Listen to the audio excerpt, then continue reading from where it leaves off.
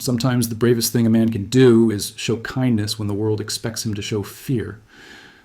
Jacob Thornton had always believed that silence was a man's best companion in the Dakota Territory.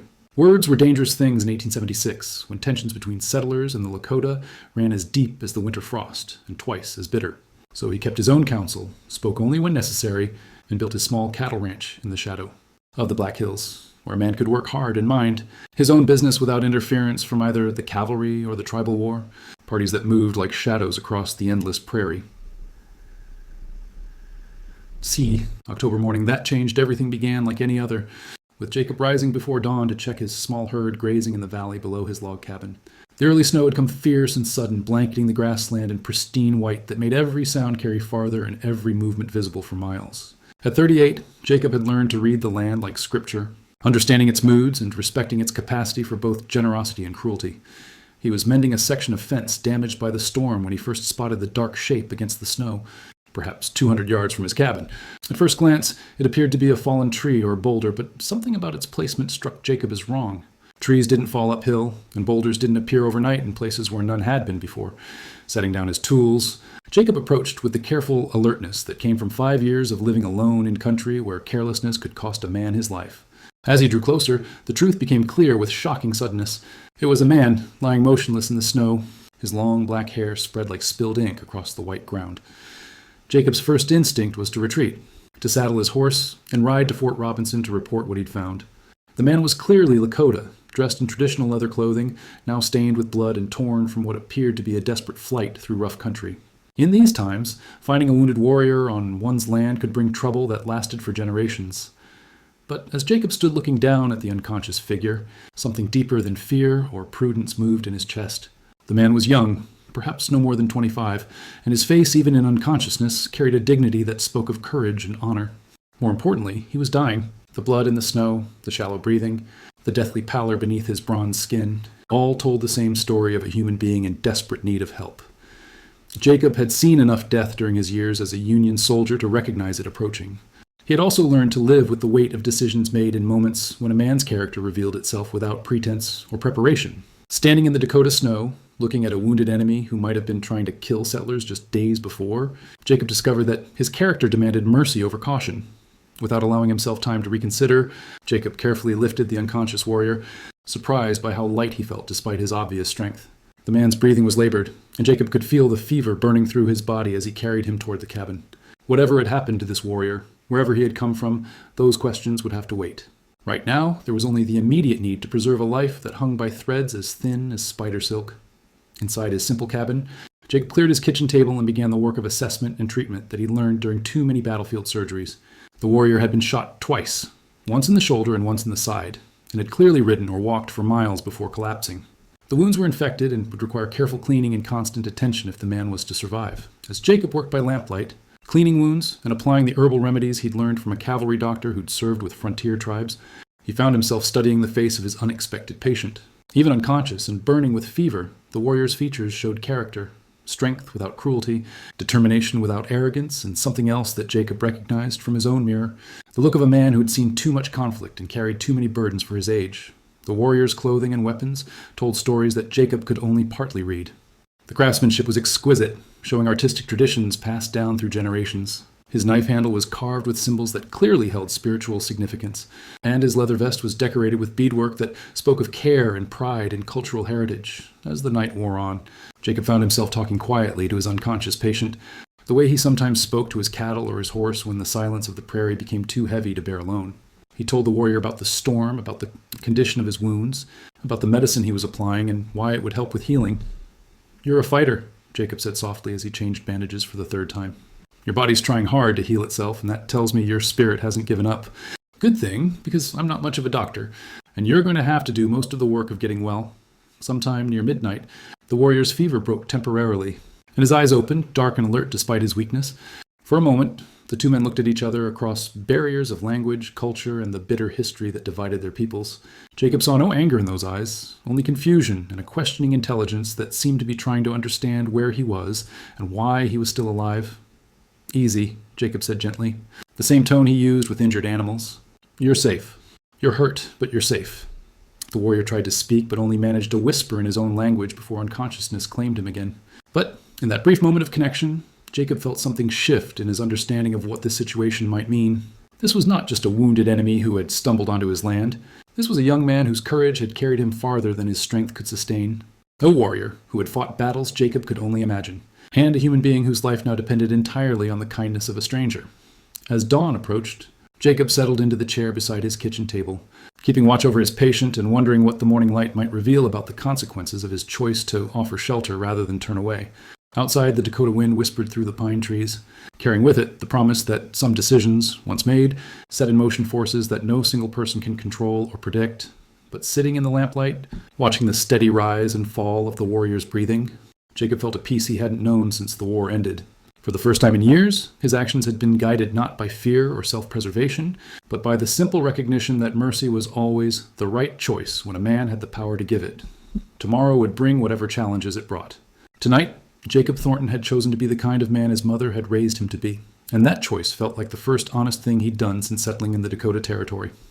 Jacob woke at first light to find the warrior watching him with eyes that held wariness, but not hostility. The fever had broken sometime during the night, and though the young man was clearly still weak and in considerable pain, his consciousness was sharp and alert. They regarded each other in silence for several long moments, each taking measure of the other across the vast cultural divide that separated their worlds. "Water?" Jacob asked simply, reaching slowly for a tin cup he'd placed beside the table. The warrior's eyes followed his movements carefully, but without the tension that would suggest he expected violence. When Jacob offered the cup, supporting the warrior's head so he could drink, he accepted the help with dignity that managed to maintain pride despite his obvious vulnerability. The warrior spoke a few words in Lakota, his voice weak, but carrying tones that sounded like gratitude. Jacob nodded, understanding the sentiment if not the specific words, and settled back into his chair to continue his watch. The morning light streaming through his single window revealed details about his patient that the lamplight had obscured. The warrior was younger than Jacob had first estimated, probably no more than 23 or 24, but his face carried the gravity of someone who had shouldered significant responsibilities. His hands, though currently weakened by fever and blood loss, showed the calluses and scars of a man skilled in both warfare and the practical crafts necessary for survival on the plains. Over the course of the morning, Jacob established a routine of care that required minimal communication, but created maximum opportunity for trust to develop. Every hour he offered water and checked the bandages, moving slowly and explaining his actions in quiet English that the warrior couldn't understand, but which seemed to provide reassurance through its consistent gentleness. By midday, the warrior was strong enough to remain conscious for longer periods, and Jacob noticed him studying every aspect of the cabin with the intense attention of someone memorizing details that might prove important later. Jacob found this observation reassuring rather than threatening. It showed intelligence and strategic thinking that spoke well of the warrior's character and judgment. When Jacob prepared his simple midday meal of bread and soup, he offered a portion to the warrior, who accepted it with formal courtesy that transcended language barriers. Watching him eat with careful, measured bites, Jacob was struck by the dignity with which this young man maintained his composure despite being completely dependent on a stranger's mercy. That afternoon, Jacob made a decision that surprised him with its naturalness. He pulled out a piece of paper and began sketching simple pictures to facilitate communication. He drew a house, pointed to his cabin, then to himself, and said, "Jacob." Then he drew a figure of a man and pointed to the warrior with a questioning expression. The warrior studied the drawing for a long moment, then spoke a single word that sounded like Dakota. Jacob repeated it carefully, and the warrior nodded, with what might have been the beginning of a smile. It was a small breakthrough, but in the context of their situation, it felt like a bridge being built across an impossible divide. As the afternoon wore on, Jacob found himself sharing more than just his name. Using a simple drawing method, he showed Dakota pictures of cattle, explaining his work as a rancher. Dakota responded by sketching symbols in the dirt with his finger, apparently describing his own life and responsibilities within his tribe. Though neither could fully understand the other's explanations, something important was happening in their exchange of information. They were establishing themselves as individuals, rather than representatives of opposing peoples, sharing the basic human details that make one person real to another. During his evening check of Dakota's wounds, Jacob was pleased to see signs of improvement. The infection was responding to treatment, and the warrior's natural strength was beginning to assert itself in his body's healing processes. More encouraging was the way Dakota bore the discomfort of having his bandages changed, not with stoic endurance alone, but with the patience of someone who understood that Jacob's ministrations were helping rather than harming. As darkness fell, Jacob prepared to settle in for another night of watchful care. But Dakota spoke to him at length in Lakota, his tone serious and urgent, accompanied by gestures that seemed to indicate direction and numbers. Jacob couldn't understand the words, but the warrior's intensity suggested he was trying to convey important information. "I wish I could understand what you're trying to tell me," Jacob said honestly. "But whatever it is, we'll figure it out together." Dakota studied Jacob's face during this response and seemed to find something reassuring in his expression. He nodded slowly, then settled back against the folded blankets Jacob had arranged as pillows. But his eyes remained alert and watchful in a way that suggested he was listening for sounds beyond the cabin walls. Around midnight, Jacob understood why. The distant sound of horses approaching made both men tense immediately. Jacob reached for his rifle, not pointing it at Dakota, but making it clear he was prepared to defend himself if necessary. Dakota spoke urgently in Lakota, then attempted English words that sounded like "no fight" and "friends." The horses stopped just beyond the clearing around Jacob's cabin, close enough for their presence to be unmistakable, but far enough away to avoid seeming like an immediate threat. Jacob could hear voices speaking quietly in Lakota, and occasionally Dakota would respond from inside the cabin, apparently engaged in some form of conversation with the unseen visitors. "Your people?" Jacob asked, and Dakota nodded gravely. They both waited in tense silence as the conversation between Dakota and the voices outside continued. Jacob found himself caught between fear and fascination. He had never been this close to a Lakota war party, had never had the opportunity to observe their discipline and organization from anything other than a position of conflict. Finally, the voices moved away, and the sound of horses faded into the distance. Dakota looked at Jacob with an expression that seemed to combine gratitude with something that looked like anticipation or preparation. "They're coming back, aren't they?" Jacob asked, though he already knew the answer from Dakota's demeanor. Dakota nodded and spoke at length in Lakota, his tone suggesting explanation and perhaps warning. Then he attempted English again. "Morning. Come morning. For honor." Jacob felt his chest tighten with a mixture of fear and resignation. He had known this moment would come, had understood from the beginning that sheltering an injured warrior would eventually bring consequences he couldn't control or predict. The question was whether those consequences would involve violence or something else entirely. Looking at Dakota's serious but not hostile expression, Jacob found himself believing that whatever was coming in the morning, it would not be the revenge he might have expected. Dakota's people had found him, had confirmed his location and condition, and had chosen to wait until dawn rather than act immediately. That suggested planning and purpose beyond simple retaliation. As Jacob prepared for what might be his last night of solitude, he realized that his decision to help Dakota had been the beginning of something much larger than he had imagined. Tomorrow, he would discover whether mercy given to one person could create understanding between peoples who had been enemies for generations. But tonight, he was content to continue his watch over a young warrior who had begun to feel less like a dangerous stranger and more like a responsibility willingly accepted, a bridge between worlds that Jacob was only beginning to understand. Jacob slept little during the remaining hours of darkness, his mind alternating between practical preparations for whatever morning might bring and deeper contemplation of the choices that had brought him to this moment. Dakota seemed more peaceful than his host, resting with the calm of someone who knew what was coming and had made peace with its necessity. As the first pale light began to touch the eastern horizon, Dakota became quietly alert, his attention focused on sounds beyond Jacob's ability to detect.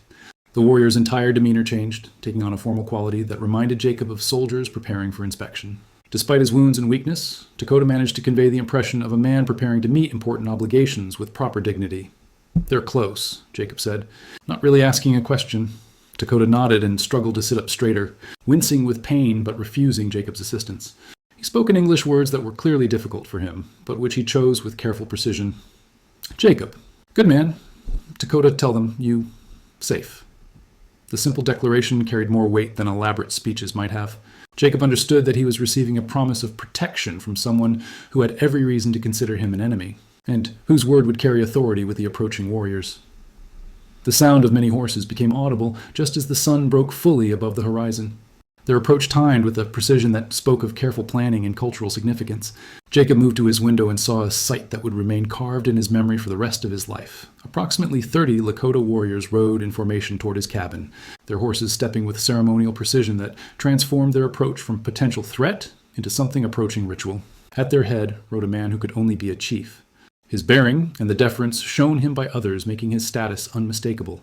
What struck Jacob most powerfully was not their number or their weapons, but their discipline and dignity. These were not raiders or a war party seeking vengeance.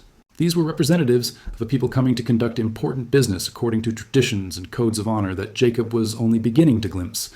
They stopped at a respectful distance from the cabin, close enough for clear communication, but far enough away to demonstrate that their intentions were peaceful. The chief dismounted and approached alone, stopping just outside Jacob's door and speaking in formal Lakota that carried across the morning air with ceremonial gravity. Dakota responded from inside the cabin, his voice stronger than it had been since Jacob found him. The exchange continued for several minutes, with Jacob understanding none of the words but sensing the importance of what was being discussed. Finally, Dakota turned to Jacob and attempted to explain in his limited English, "Chief, my father, he come to honor Jacob. You save warrior, son." The words hit Jacob like a physical blow. Dakota was not just any warrior. He was the son of a chief. And Jacob had unknowingly provided aid to someone whose life carried political and cultural significance far beyond what he had imagined. "Your father?" Jacob asked, and Dakota nodded proudly. "Chief Standing Bear?" Dakota said carefully. "My father. Great leader. He'd come to see man who helps son." Jacob felt his throat tighten with the magnitude of what was happening. He had expected possible violence, had prepared himself for confrontation or demands for Dakota's return. Instead, he was being told that a Lakota chief had come to honor him for showing kindness to an injured warrior he hadn't even known was the chief's son. Dakota struggled to his feet, leaning heavily on the table but managing to stand with dignity that befitted his heritage and position. He spoke to Jacob with formal gravity. "Jacob must come. Meet my father. He wished to honor Good Heart." Jacob looked at his rifle leaning against the wall, then at Dakota's serious face, and made another of the decisions that seemed to be defining this extraordinary situation. He left the weapon where it was and opened his cabin door to face whatever awaited him outside. Chief Standing Bear was a man of perhaps 50 years, his weathered face carrying the authority of someone accustomed to making decisions that affected the lives of many people. His clothing was magnificent without being ostentatious, showing the craftsmanship and cultural pride that marked important occasions. When he saw Jacob emerge from the cabin, his dark eyes studied the white rancher with intense attention that seemed to catalog every detail of his appearance and demeanor. Jacob stopped a few feet from the chief and waited, understanding instinctively that this moment required respect for protocols he didn't understand but needed to acknowledge. Standing Bear spoke in English that was accented but clear, revealing education and experience with the white world that Jacob hadn't expected. "Mr. Thornton," the chief said formally, "I am Chief Standing Bear of the Oglala Lakota. You have cared for my son when you could have turned away or caused harm. This creates obligation between our peoples." Jacob found his voice, though it came out rougher than he intended. "Your son was hurt, Chief. Any decent man would have helped him." Standing Bear's expression shifted subtly, showing what might have been approval. Many men in these times would not have seen injured Lakota as deserving help. "You saw a wounded human being and responded with healing hands.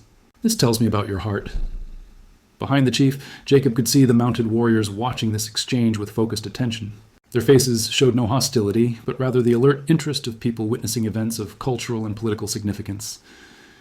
"Chief," Jacob said carefully, "I don't know your customs, but I want you to know that your son conducted himself with honor while he was in my care. Even hurt and weak, he showed courage and dignity that spoke well of his upbringing." Standing Bear nodded gravely, then turned and spoke in Lakota to his son, who had managed to appear in the doorway of the cabin despite his obvious weakness. Dakota responded with words that seemed to be a formal report, delivered with the precision of a warrior reporting to his commander. When the exchange was complete, Standing Bear turned back to Jacob with an expression that had warmed considerably from its initial formality. "My son tells me you treated him not as enemy, but as guest. You shared food, provided medicine, showed patience with attempts at communication. More important, he says you treated him as person of worth rather than burden to be endured." Jacob felt moved by Dakota's apparent testimony on his behalf. "Your son is easy to respect, Chief. He bore his injuries with courage, and he tried to help with my work even when he was barely strong enough to stand." Standing Bear studied Jacob's face during this response, then made a decision that seemed to surprise even his own warriors. He stepped forward and extended his hand in the white man's custom of greeting. "Jacob Thornton," he said as they shook hands, "you have shown my family honor when hatred might have been expected. The Lakota people do not forget such actions. We have come to offer friendship where there has been only suspicion, cooperation where there has been only conflict." Jacob felt the strength in the chief's grip and the sincerity in his dark eyes. "I'd be honored by your friendship, Chief Standing Bear." Standing Bear smiled for the first time, transforming his stern features into something warm and deeply human. "Then you will accept invitation to share morning meal with us? There are things to discuss, arrangements to make, understandings to reach between your world and mine." As Jacob looked around at the assembled warriors, at Dakota, standing proudly despite his weakness, and at the chief, whose offer of friendship carried implications he was only beginning to grasp, he realized that his decision to help one injured man had opened possibilities for peace and cooperation that might extend far beyond his own small ranch. The sun climbed higher over the Dakota territory, illuminating a morning that would be remembered not for conflict, but for the moment when enemies chose to become allies, And when the courage of one man's kindness created opportunities for understanding between peoples who had forgotten, they shared the same hopes for safety, prosperity, and respect. The morning meal shared between Jacob and the Lakota warriors became something far more significant than simple courtesy. Chief Standing Bear had arranged for his men to create a ceremonial gathering space in the meadow near Jacob's cabin, complete with a central fire and seating that allowed everyone to see and hear each other clearly. The formality of the arrangement told Jacob that he was participating in something with deep cultural meaning.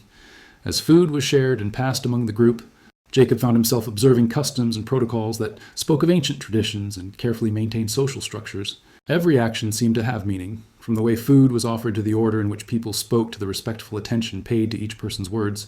Dakota, despite his weakness, had insisted on participating in the gathering, supported by cushions and positioned near his father where he could translate when necessary. Jacob was struck by the obvious affection and respect between father and son, and by the way the other warriors treated Dakota not as an invalid, but as a valued member of their community whose recent ordeal had only added to his standing among them. Chief Standing Bear began the formal discussions by explaining to Jacob the significance of what had transpired over the past few days. In our tradition, the chief said, his English careful but confident, when someone saves the life of a tribal member, especially the son of a chief, this creates bonds that extend beyond the individuals involved. Your actions toward Dakota have created a relationship between your family and our people that will be honored for generations. Jacob found himself both moved and somewhat overwhelmed by the implications of what he was hearing. Chief, I appreciate the honor you're showing me, but I want to be clear that I helped Dakota because it was the right thing to do, not because I expected anything in return. Standing Bear nodded approvingly. This is why the bond has meaning, Jacob Thornton. Actions taken for personal gain create debts that can be repaid and forgotten. Actions taken from good heart create connections that grow stronger with time. One of the younger warriors, introduced as Red Hawk, spoke in English that was more fluent than Jacob had expected from someone who appeared to be entirely traditional in dress and manner. Mr. Thornton, Red Hawk said respectfully, many of us have dealt with white settlers and soldiers. Most see us only as obstacles to be removed or enemies to be defeated. You saw an injured man who needed help, nothing more, nothing less. This tells us you judge people by their actions rather than their appearance. Jacob felt the weight of responsibility in these words. He was beginning to understand that his simple act of mercy was being interpreted as evidence of character that could have implications far beyond his own life. I judge people by how they treat others who can't defend themselves, Jacob replied honestly. Dakota was hurt and alone, and in that moment, nothing else mattered. Chief Standing Bear exchanged glances with several of his warriors, then continued with what appeared to be prepared remarks. The Dakota Territory is changing rapidly, he said. More settlers arrive every season. The cavalry increases its patrols, and both our peoples face challenges that require new approaches to old problems. Violence has been the primary communication between Lakota and white settlers, but violence creates only more violence. Jacob nodded, recognizing the truth in the chief's assessment. The conflicts hurt everyone, Chief. Nobody wins when neighbors become enemies. Exactly, Standing Bear said with satisfaction, which is why we wish to propose something that has never been attempted in this region.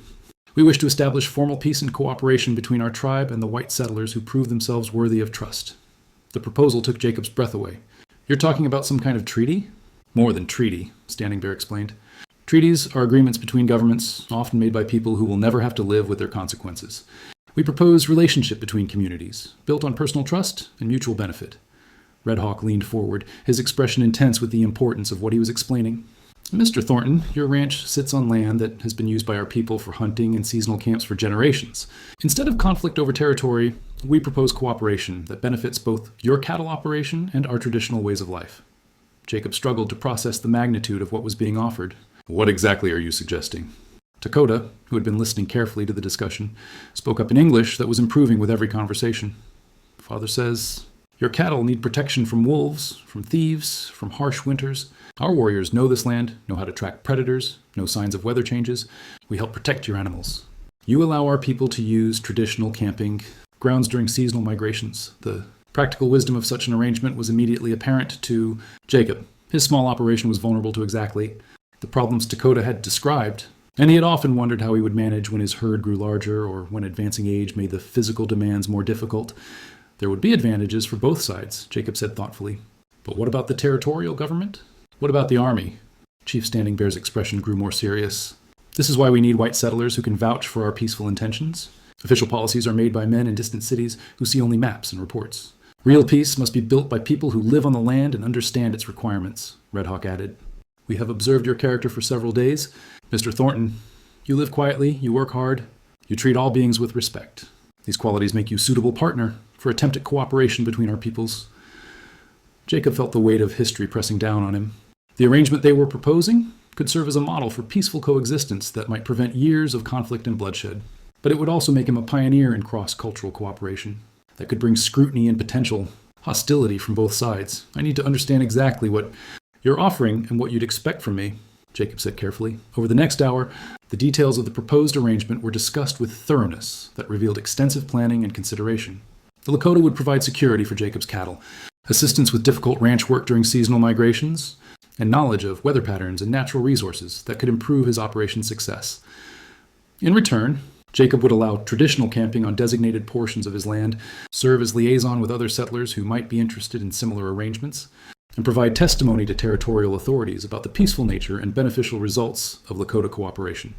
Most importantly, both sides would commit to resolving disputes through discussion rather than violence, with Chief Standing Bear and Jacob serving as primary mediators between their respective communities. As the sun reached its zenith, Jacob realized that he was being offered not just protection and assistance for his ranch, but the opportunity to participate in something that could change the history of the Dakota Territory.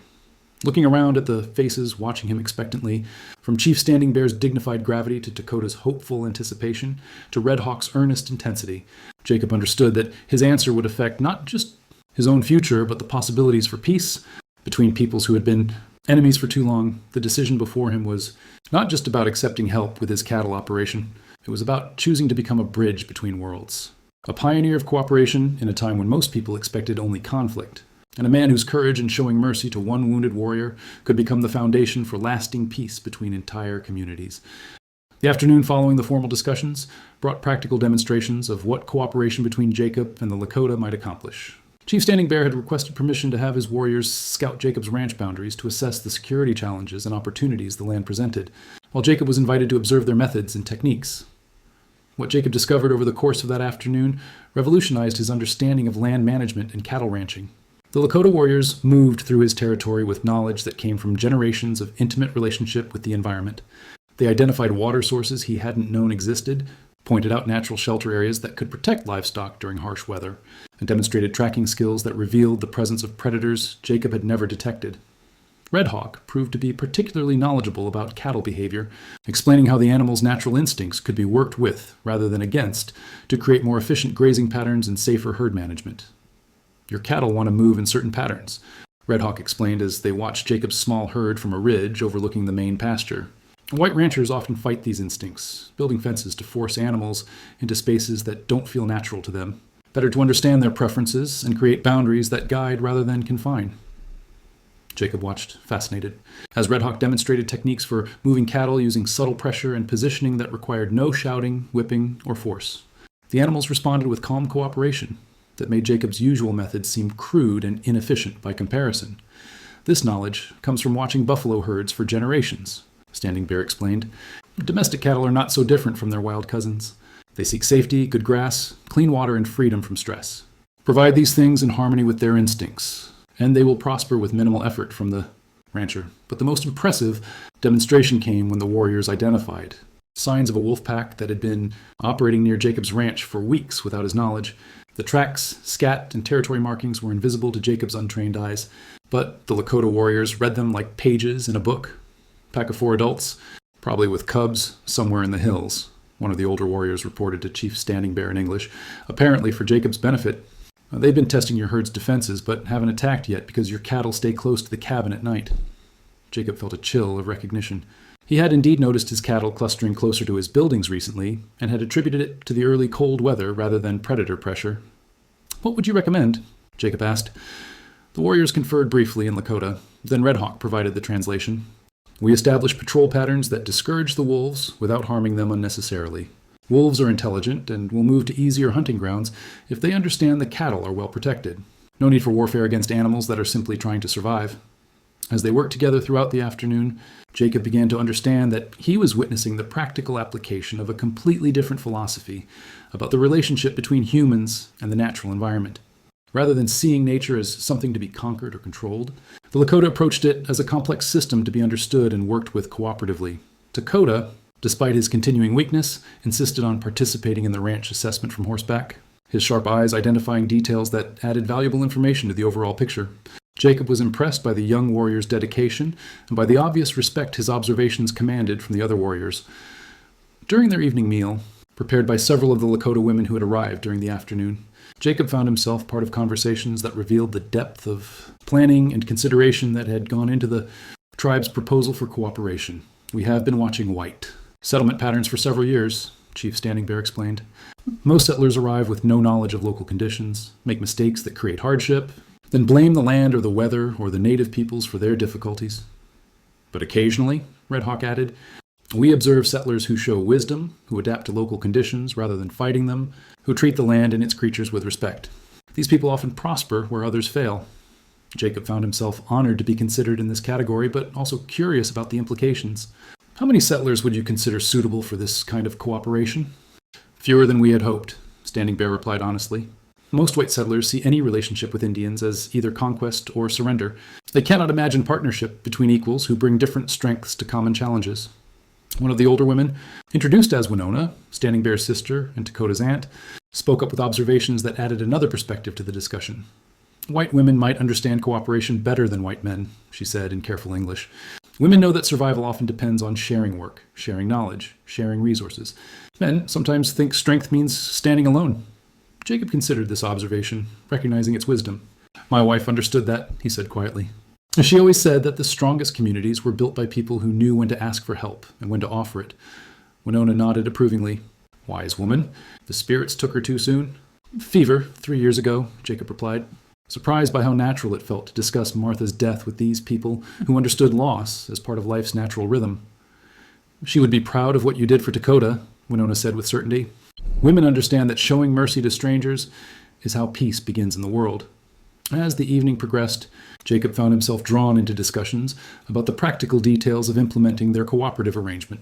The conversations revealed a level of sophistication in planning that impressed him with its thoroughness and attention to potential complications. "We must consider how other white settlers will respond," Chief Standing Bear said seriously.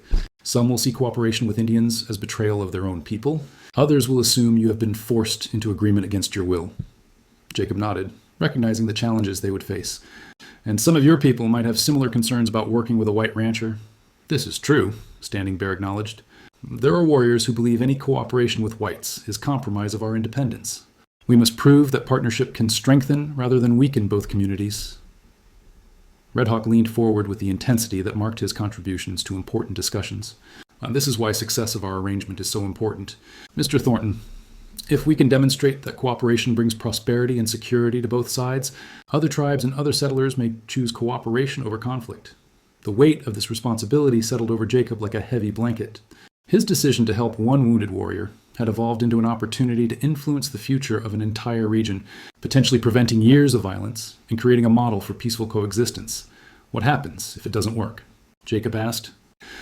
"What if there are incidents, misunderstandings, conflicts that can't be resolved peacefully?" Dakota, who had been listening intently despite his obvious fatigue, spoke up with words that carried the gravity of someone who had thought deeply about these possibilities. "Then we learn from mistakes and try better ways," he said carefully. "But if we don't try, we know there will be fighting, suffering, death for many people. Better to risk failure trying for peace than accept certain tragedy from continued war." Chief Standing Bear looked at his son with obvious pride, then turned to Jacob with an expression that combined hope with steely determination. "Jacob Thornton, you have already proven that understanding between our peoples is possible. Dakota lives because you chose healing over harm, cooperation over suspicion. This gives us foundation to build something larger." As the fire burned low and the warriors prepared to settle for the night, Jacob found himself committed to an experiment in cross-cultural cooperation that would test everything he believed about human nature, community building, and the possibility of peace between peoples who had been taught to see each other as enemies.